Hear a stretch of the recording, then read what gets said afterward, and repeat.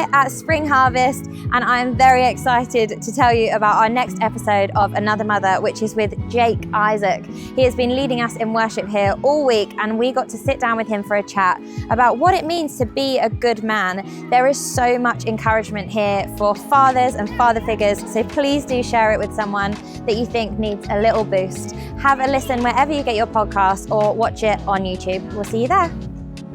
Hello everyone, and welcome back to Another Mother. This is a faith and parenting podcast by My Spring Harvest with me, Emma Francis. I am a mum of two. I've got Ezra, who is 5, and Hallie, who is 2. And I guess, like we've all experienced in some way or another, life can be unpredictable. It's full of ups and downs and curveballs, especially when you've got kids. But like anything in life, it is better when we do it together. So I'm glad that you've joined us for today's conversation, where together we'll be inspired and encouraged, and hopefully you'll receive a bit of strength and joy for your day, wherever it is that you find yourself today. So I am very excited that I am joined by my good friend, Jake Isaac, today. Thanks for having me. Hello, it's good to have you. The intro is always so awkward. So Jake is a singer-songwriter, Yeah. a dad of 3, Yeah. and you've been married for how many years now? 15. 15 years. Yeah. Goodness. You're as surprised as me. That's great, isn't it? And you, not that long ago, moved your whole family from London, well, like kind of just outside of London, to the north. Yeah, to Greater Manchester, yeah. Yeah, you wouldn't tell from your accent. No, staying in Jesus' name. Yeah, and how's that transition been for you? Yeah, it's been absolutely fantastic. It was a real faith move. It was a real, just, all right, let's give it a try. It was the end of lockdown, bit of a stamp duty holiday, good old government, thank you. And so we thought, give it a try. Yeah. Went up there and, I've been there 4 years now, and it's just felt so right. And really? Yeah. Really What's the differences for you guys from like being London to the north? House prices. Yeah, okay. Yeah. Where we live, we're not in like a city centre. We're on the outskirts, and so like a real town. Like everybody knows everyone. Oh. Everything's within walking distance. It's just a different pace. But I think there's something amazing when you're supposed to be somewhere. It just makes sense. It just feels like home. And so I'm glad we took the risk, and it's been great. That is so good. And you're there like mainly for like God reasons. Yeah, absolutely. There was no job opportunities, there was no whatnot. It was literally a faith move. And so I'm on the church that my family go to. I'm on the lead team there. And I still produce and like here and abroad, produce records for other artists and make my music from home. And my wife works from home. She's a professional coach, and it's just great, you know. That's so good. Yeah. Oh, and so for those that don't know, your dad is the Reverend Les Isaac, OBE. Yeah, what a title! That is incredible. And he's the founder of Street Pastors, which is a ministry that many people will know of. So like, what was that like for you growing up with a dad in ministry? Because we know it can kind of go one of two ways for many people. Yeah, trauma. No, it was absolutely, it was great. It was great. In fact, it's been so nostalgic being here at Spring Harvest, just because for a few years my dad used to speak here, and me and my sister used to come along, and so it's just been beautiful, you know, full circle. But my childhood was filled with lots of conferences, lots of driving from London to Sunderland and all the above, and it was fun. I think when it's all you've known, you just it's just great, isn't it? You know, so it was good. And my dad and I were like best mates now. So it's great.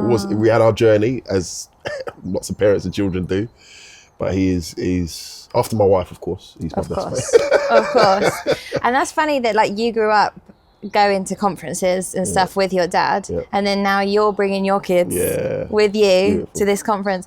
But do you feel like your kids have maybe got a bit of a better deal now? I feel like there's way more stuff for kids now at these events. Well, we used to come here. I used to have to bring my roller skates because that was about it. And now like there's so much stuff for the kids to do. Totally. We went bowling yesterday. It's great. That's so good. Oh, I love it. Because your kids are 8, 8, 6. She's going to be 6 this month. 8, 6, and 1. Wow. It's great. It is finished.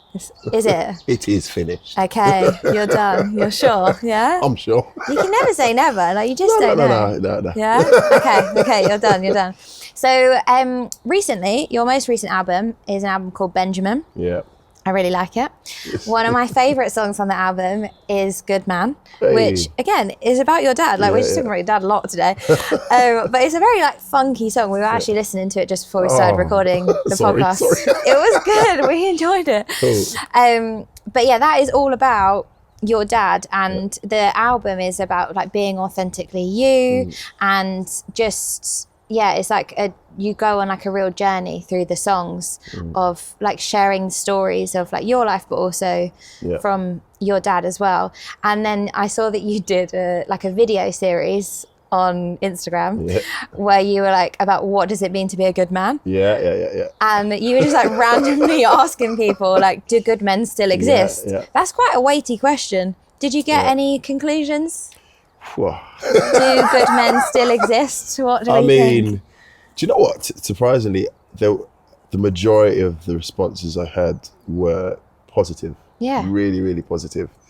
And in fact, the rest of them were more, I suppose, they do, but they're just nowhere around here.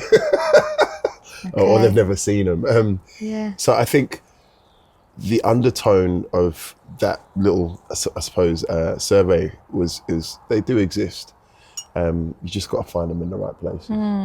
And I think also people still value good men, as in like we haven't just written off all the men, and there are good men out there, and there's still a value and a desire and just a value of men who do their best. Yeah. What do you think it means to you, like being a good man, or about like even your dad, like how you wrote it in the song? Yeah, I think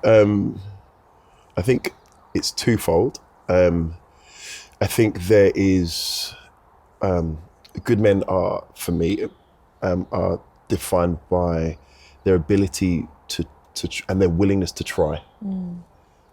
Doesn't mean they're going to get it right, but their willingness and their desire to try, to keep trying. And then the other side of it is their willingness to try and father, whether they've had a father, whether their experience has been bad. Good men raise good men. And I think after you've got into the rhythm of trying and pushing to be the best version of yourself, it's just inevitable that you're going to start to be like, hey, I'd love to see that person become the best version of themselves. So I think those are the two. Yeah, I suppose it should be good sons and good fathers, really. But your willingness to try.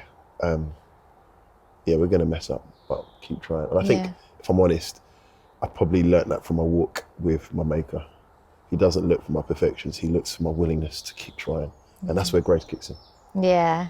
And that's like such an important message for you to like pass on to your son and like for the next generation of men, isn't it? It's like freeing from that shame of making mistakes, and you don't have to be perfect. Just keep going. Yeah. There was the recent series on Netflix. I don't think you've seen it. You said, but it's called Adolescence. And obviously it's created a lot of conversation socially about it. But it's basically just about the type of misogynistic content that young boys especially are being exposed to. And I guess it just asks the question of all of us of like, what is it that we can do for the next generation? Because there's been talks about like the show being shown in schools. And I'm like, that doesn't really make any sense to me, because they know, like the young people know what's happening. That's their life. But the point of the show, in my opinion, was about us as adults, us as parents, realizing and taking responsibility and like taking on our roles as fathers, even and mothers, even if you haven't got children. So it's not necessarily about having to be a parent necessarily to obviously be a parent to your own kids, but it's like, how do we almost like parent the next generation? How do we fight for the next generation of young boys that are coming through? And so is there any ways like for you as a parent that you've started thinking about what intentional things you would do with your son in particular? Do you know what? I have been since he came into the world. I vowed to have more conversation. I think I think sometimes parents in the busyness of life can fall into the temptation of not engaging in quality conversation with our children. And I'm not just talking about stuff around puberty, etc. I'm just talking about the everyday, carving out quality time conversation to develop emotional intelligence and develop faith. I suppose, ideally, to disciple them. Finding moments, intentional moments in the day to go, all right, great time before bed. His siblings are getting ready next door. Come on, yo, how was it today? What excited you about today? What was a bit shocking? And then in that, I'm also vulnerable with my 8-year-old. I say, yo, I had a rubbish day today, mate. This client was doing my head in. And still I felt like I needed to be a blessing to them. And he's asked me, what do you mean be a blessing? Well, I still felt like I needed to treat them kindly because they might be having a bad day. And in that, I'm helping him see that, number one, he's not alone, trying to build up trust, which can carry through to when he hits puberty and he's in school. And nowadays he'll say to me, Dad, can I talk to you in private? Really? And that's a blessing for me. But it comes from intentionality and intentional space for quality conversation. Yeah. I think a lot of what we see in society is because some of these kids don't have anyone to talk to in their own homes. And that's sad. Yeah. And hear me, I say that as well, like my dad and my mum, like they're first time parents. Yeah. So I showed them grace. Yeah. But there are times where I felt like, oh man, I wouldn't talk to them about that. But I know that's not their heart. And I'm learning from that, and I'm trying to create a safe space for my child at home. We're so good at doing it beyond the house. Yeah. But doing it at home is so important. We can't allow ourselves to become complacent because life is life. Yeah. Our children's discipleship, I believe, and their emotional intelligence relies, and their mental health relies upon it. I hope you're enjoying this episode of Another Mother. Now, if you are looking for a transformative experience that deepens your faith, look no further than Spring Harvest 2026. So join us at Butlins, Skegness or Minehead next April and immerse yourself in inspiring teachings, heartfelt worship and a community united in faith. Now, as a special gift for our Another Mother listeners, we have got an exclusive discount for you. So we'll pop the details of that in the description below this episode. But head over to springharvest.org, secure your place today, and don't miss out on this opportunity to join thousands of families as we come together in worship. I can't wait to see you here next year. And I guess it's hard as well because, like what you were saying, it's kind of almost easier to do it outside of the home, like with other people. Yeah. But then when it's like closer, it's harder. And I guess for you, with like also being involved with church, your kids are probably like witnessing you always being like there for other people. Sure. And then so for them to know that actually they also get you at home is so powerful. Totally. So I think again, just learning from my journey, my children, they don't see a lot of that, me being there and if I am there for other people, I explain it as, hey, I want to be a blessing to that person. And I don't mind walking them through it. I'm meeting so-and-so this evening and we're going to sit down for a coffee and, oh, is he okay? Yeah, he's okay. Just journey some stuff at home. I'm just going to be there and pray with him. And I don't, again, just that, they're okay. Oh, Dad, I'll see you in the morning. Like, we're cool because I've taken the time to explain. So it's not weird. It's not, I'm neglecting them. They get it. Yeah. And so, I'm proud of them and somehow they're proud of me. And so I'm really grateful. And I feel like you and your wife, you're an incredible team. That you are just, I don't want to say goals because you're not meant to say goals about anyone anymore, but your goals. So like you guys are great, but I feel like it's just so good because obviously you're busy, like you're doing a lot of stuff. You've also got 3 kids, like Tinu's doing incredibly. So your wife is doing incredibly, like doing, sorry, I'm like, can I expose her name? Absolutely. Absolutely. She prefers that. Her name's Tinu. She's great. Yeah, so Tinu is amazing, like doing all that she's doing as well. But obviously also you're touring, like you're not just doing like church stuff or just like working from home, like you said. You are actually also doing like European tours. Like you were just in Amsterdam or wherever, like all these different places. So how do you guys work that out as a couple? In terms of like who gets the priority in what like time? How do you navigate that? So if I'm really honest, I'm a lot less busier than social media portrays. Ah. So I literally only post when I am doing something like a big old tour. I only tour like once a year, sometimes every other year. I'll do the odd festival, but that's probably like in the summer. I mean, when I first started, I was probably doing like 50 festivals a summer. Yeah. Like I've got like 4 this year. So a lot of my time is actually spent working from home.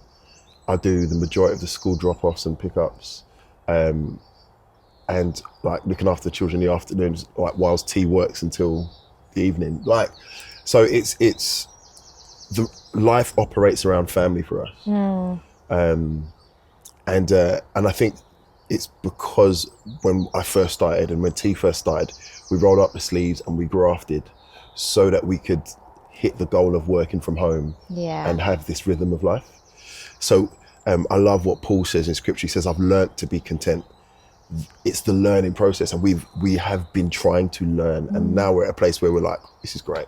This is absolutely great. So we're super blessed, and it's and I think the affirmation of that is in our relationship with our kids. We know we're blessed because there's space for just great quality time with our children. Yeah, that's so good. Would there be anything like, say if I was sitting here right now and I was like, I'm like married and we're having a really tough time like navigating our careers and whatever, just feeling a bit like lost in that, like, because it does feel, it's difficult at first, isn't it? Like, especially when your kids are little. What would you say to someone who's just like, what, like, is there any like thing practical that I could do today to just start making sense of like everything that feels like a bit of a mess with like work and family? I'd say 2 things. Life is about seasons. The whole marriage, family, it's about seasons. Chill out. It won't last forever. Seasons come to an end. Chill's gonna be okay. And also it's about it's not about balancing, it's about prioritizing in those different seasons. If you balance, you're gonna have a car crash, ain't you? But if you prioritize things in different seasons, our mentors say that to us and remind us regularly. And that's really helped us just take a deep breath and chill out, you know. Prioritizing the different seasons is crucial. Take the pressure off. Again, I said it at the beginning, you have to live life in a way where you can walk in some of that grace. Like, you haven't got to get it right. Just try your best and remember seasons come to an end. My kids aren't going to be under 10 for the rest of their life. They're going to grow old, God willing, and life's going to change again. We'll have different challenges and we'll prioritize different things. It's going to be fun.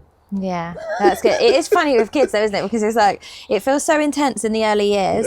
And then you think, when this bit's done, it's going to get so much easier. And then you speak to someone who's got teenagers and they're like, no, it's harder. And you're like, what? Like, it's just different things. It's a lot to navigate. So no, I do think, like, obviously going back to the question about like, do good men still exist, whatever. I feel like sometimes men can get a bit of a hard time, you know, like in society, and especially dads as well. There can be like a lot of like fun poked at dads of like, oh, they're not really doing anything, like that kind of thing. And I think that's actually really hard, because like being a dad is like such a big responsibility. It's a serious role. And not just for men who are actually fathers, but people who are even father figures, like youth workers and like just men in society who have got an influence over other people who are like next generation who are coming after them. So is there anything that you would kind of encourage a dad who is maybe just feeling a bit like a spare part at the moment, how to kind of really like feel a sense of purpose or just awaken something within them to remind them who they really are? I feel like I'm doing this quite a bit. I'm going to give you a 2-part answer. I think there has to be a brotherhood around dads in order for them to aspire to something. You have to, it's the iron sharpens iron. You have to have guys you can be truly transparent with and be like, I am having a rubbish time right now. And how do you navigate this? Or if you ain't got the answers, guys, can we just pray together? Let's go Brighton together, just have a weekend where we just reset and come back so we're not moody. You have to have that that round table of brothers that you can do life with. And then I think the other thing which I would encourage is transparency. I think I've incurred way more grace with my wife and my children, and those I work with to an extent. Let's talk about home, with my wife and my children and my family, when I'm transparent, when I'm honest. Honest about as much as I can. There's obviously stuff where I'm like, all right, let me bounce it past my guys or a mentor figure, so that I can how's best to engage and be transparent about this at home. That helps build people up and not mess things up. And so honesty, transparency and accountability are three things I'd say to any dad, any man, in order to stand a chance of survival, or growing good relationship with your other half and with your family. Those three things are crucial. Has that been something you've always found easy for you, or like comes naturally to you in terms of like talking and just being open? Because I feel like that is something you're quite like passionate about. But then I'm like, how, like that's, is it, has it always been like that for you? Do you know what? I think I saw it in a lot of the guys I looked up to. There were certain conversations. So growing up, I remember there's one guy in particular, he's no longer here. He was my best friend when we left, but I started off as his little brother. His name was Ollie Oyurinde, an incredible guy. And I always used to remember, he used to have like his circle of brothers that he'd rant to about, she's doing my head in. And I didn't find that out until later on when he ranted to me. Oh God, I don't know what I'm gonna do. And I remember one time, I was in town, I was working in London, and I said, Ollie, where are you? He's like, I'm in Islington. I said, what's the matter? I said, I'm just frustrated. I said, I can tell you're shouting. I said, why don't you just go home and chill? I don't want to go home. I said, let's go for a Turkish. Went for a Turkish. He was like, cheers, Jake. Oh, I'm off. and I think seeing that journey, even with my best mate, I started to go, this is a survival technique right now. You know? Again, creating that safe space to be transparent. It's just so important. And when you've had those things modeled, and I think also those two, accountability, transparency and honesty, they sit under humility and perseverance. Again, the guys I've looked up to are guys they've been doing 20 years marriage. They're pushing on. And I'm like, how are you doing that? I thought I wasn't gonna make it through 2 years of marriage. But like, they humbled themselves before God, before their wives, and they persevere in that honesty, transparency, accountability. They get it wrong, they go again. Because they realize they are modeling something for the generations and for those who are looking to them. Like me. I love that. And I think like it's also, I guess, for the type of person that you are, I think you're good at holding space for other people as well. And I think when you become that person, like you can hear someone and you can be judgment free and whatever, it also helps you then open up to other people in your own spaces. Whereas I think when we judge people and when we are, I don't know, like maybe critical of others or whatever in our own thinking, we then imagine that everybody would think that about us. And that pushes us into silence and shame and secrecy. But yeah, it's like even, if I guess if anyone listening or watching is like feeling like they're going to be judged if they say something, actually maybe start by being a space for someone else and try and listen judgment free and see how that feels. Yeah, that's good. I totally agree with that. Love that. So finally, your dad has obviously been a big influence in your life. You've written a song about him. It's fantastic. And you've got a lot of nice things to say about him. But what do you hope that your children would say about you? If they were able to say, my dad's one of my best mates, I'm happy with that. And I think because if they can say that, I know that they stand a better chance, or I stand a better chance of seeing them walking with God. If we are able to do life in a way we're close, I know I have faith enough to believe that actually they're gonna walk with God. because that's my goal Yeah. as a dad. So if they're saying we're best mates, yeah, that's number one. And I think number two, I think if they can say that we're best mates, I feel like they stand a better chance of doing the same for their children. Generational wealth. Amen. Come on. Build that generational wealth. Cheers. There we go. Thank you so much for watching, guys, and we will see you in 2 weeks' time. Thank you so much for watching this episode of Another Mother with Jake Isaac. It was so encouraging to hear him speak about vulnerability and honesty with his friends and what that means for us as we raise up the next generation of boys. So if you know any fathers or father figures that would be really encouraged by this episode, please do share it with them. Help us spread the word about Another Mother. It's not just for the mums, it's for the dads too. So we will see you in 2 weeks' time for another episode.